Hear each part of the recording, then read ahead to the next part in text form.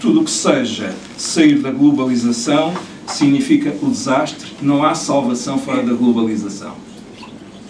Esse é o caminho que os analistas, que nós também agora na televisão e nos jornais, já domina essa opinião de que não há outro caminho, como alguém dizia, não podemos falhar.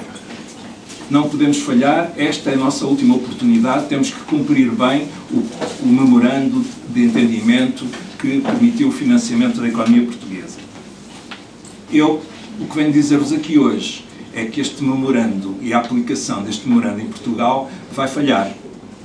Portanto, muito frontalmente, aquilo que eu vos venho dizer é que tudo isto vai ruir.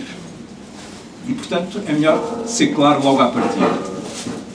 Eu não vou dizer aqui que o que vai acontecer é exatamente o que aconteceu à Grécia. Cada país é um caso particular, com a sua história, com a sua cultura, com a sua trajetória mais recente de crise, mas, de toda a maneira, esta política que está a ser imposta a partir deste memorando é uma política que não vai permitir pagar coisa nenhuma. É uma política que é inspirada em teoria económica errada. Hoje há todo um caminho, toda uma escola de pensamento na teoria económica que é aquilo que nós podemos vulgarmente chamar de teoria económica neoliberal, que tem alguns pressupostos. Eu gostava sobretudo de chamar a atenção para o seguinte, é que os economistas da ortodoxia que nós vemos falar na televisão, eles olham muito para a economia e para a sociedade como se fosse uma máquina. E é por isso, não é de estranhar, que aplicam-se medidas e resolvem-se problemas. É tudo uma linguagem muito mecânica, como se as sociedades e a realidade social fossem do domínio da física. E não é realidade social, é uma outra coisa completamente distinta. E há interesses, e há poderes, e há cultura, e tudo isso é absolutamente ignorado dentro da teoria económica que se ensina nas universidades e que a ortodoxia veicula na comunicação social. É uma economia, uma teoria económica que se centra muito na oferta. Basicamente dizem, se nós conseguirmos melhorar as condições dos negócios, se conseguirmos melhorar as condições de recrutamento do pessoal, se fizermos formação profissional, etc., etc., se trabalharmos o lado da oferta, o país cresce. Só que acontece que uma economia não cresce se não tiver procura. Não cresce só com a oferta. E esse é que é o drama. É que eles, ao deitarem fora todo o contributo de Keynes após a Grande Depressão e o que ele teorizou sobre a importância do papel da procura agregada, evidentemente que ao rejeitarem a política económica que se dirige ao estímulo da procura, eles estão a tolher a capacidade de uma economia crescer. Portanto, é uma teoria económica que também, não vou avançar mais com caracterizações de maior detalhe, os indivíduos são sempre vistos como perfeitos calculadores, com uma lógica racional, capaz de escolher sempre o que é melhor, etc., etc. Evidentemente que não é assim, as pessoas têm cultura, as pessoas têm hábitos, as pessoas não fazem cálculos de otimização, ninguém vai comprar um automóvel indo ver todas as marcas e todas as características e todos os preços para no final fazer um algoritmo qualquer que lhe permita otimizar, etc. Não é assim.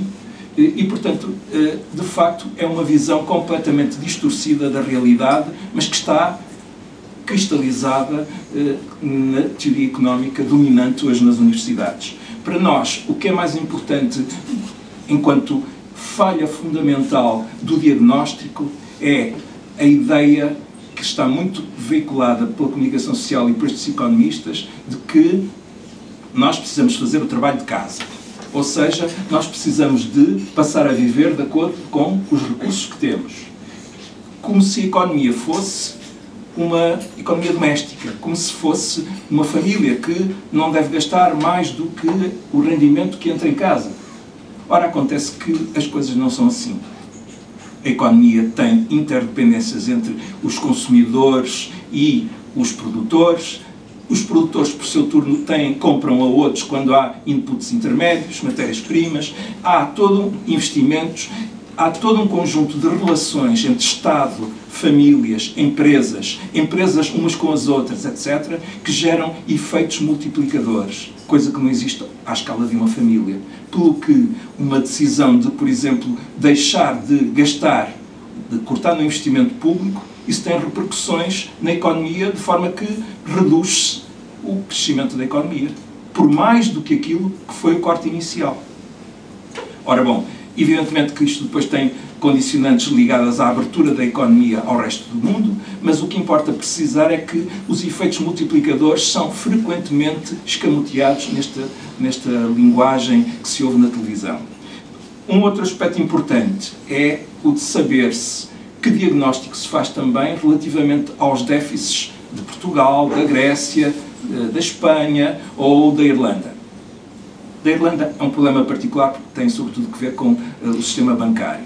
Mas Portugal, por exemplo, se é um país deficitário, não o é porque, por isso simplesmente, não soube gerir bem os seus recursos. É bom não esquecer que para que um país seja deficitário, tem que haver alguém que lhe tenha dado crédito. Tem que haver um país credor. Ora, acontece que se somarmos os superávites da Alemanha, da Holanda, da Áustria e de vez em quando da Bélgica e Holanda, nós o que temos na prática é os déficits da periferia da Europa.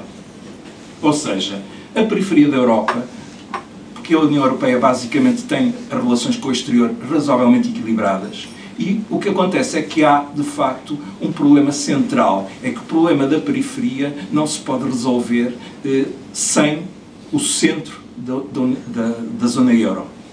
Dito de outra maneira, para que a periferia equilibre a balança de transações correntes, é necessário que os países desenvolvidos do centro da Europa tenham políticas que permitam comprar as exportações dos países da periferia, que lhes permita, portanto, ter um relacionamento equilibrado de ordem comercial. Ou seja, tal como a China é grande exportadora e cria um superávit enorme e os Estados Unidos têm um déficit enorme, os Estados Unidos estão sistematicamente a dizer que a China precisa de equilibrar o seu comércio com o resto do mundo. Porque só quando a China resolver consumir mais do resto do mundo é que se supõe os Estados Unidos também poderão exportar mais e equilibrar a sua balança. Dito de outra maneira, as relações da periferia fazem um todo com as relações do centro da União Europeia. Há um todo sistémico. Quando uns têm déficit, os outros, em princípio, terão superávit, e isto tem muito que ver com aquilo que nós chamamos de integração da União Europeia. Ora, nós fomos-nos integrando e isto aconteceu sem que tivesse havido integração de outros níveis.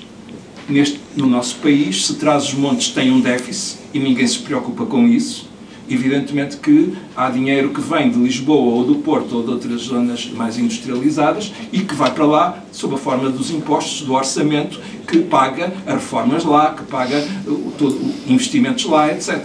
Ora, isso não acontece na União Europeia.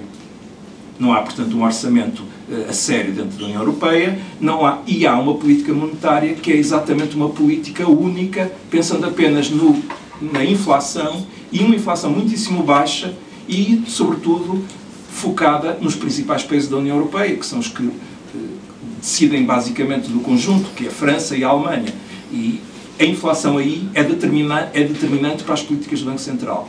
Portanto, já vimos o Banco Central dizer que sobe a taxa de juros, porque há aí pressão inflacionista, mas não importa que isso prejudique o crescimento dos países da periferia, porque se os países do centro têm uma taxa de inflação que começa a chegar ao patamar de sinal vermelho de alarme, aumenta-se a taxa de juro, pouco importa que os países da periferia não tenham qualquer interesse em ver subir a taxa de juro.